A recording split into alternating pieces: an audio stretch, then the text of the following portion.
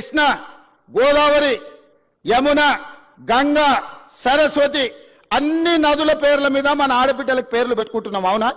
మన ఇంట్లో ఆడబిడ్డ పుడితే కృష్ణానో, కావేరో, గోదావరో, సరస్వతో, గంగానో అని నదుల పేర్లు మన బిడ్డలకు పెట్టుకుంటున్నాం. ఏ తండ్రి అయినా ఆయన బిడ్డకు మూసి అనే పేరు పెట్టుకున్నాడా? ఇన్ని నదుల పేర్లు, పవిత్రమైన నదుల పేర్లు మన ఆడబిడ్డలకు పెట్టుకున్నప్పుడు మూసి అనే రివర్ పేరు ఏ తండ్రి అయినా బిడ్డకు పెట్టుకున్నాడా? ఎందుకు పెట్టుకోలే? ఆ మూసి కంపు కొడుతుంది కాబట్టి, మూసి మురిగిపోయింది కాబట్టి, మూసిలో విషం చిమ్ముతున్నది కాబట్టి ఆ విషము, ఆ కంపు, ఆ మురికి మా బిడ్డల పేర్లు పెట్టుకోవద్దని తల్లిదండ్రులు ఏదైతే అనుకుంటున్నారో ఆ మూసి మురికిని ప్రక్షాళన చేయాలనుకుంటున్నా నేను. ఆ మూసిని నిర్మాణం చేయాలనుకుంటున్నా నేను.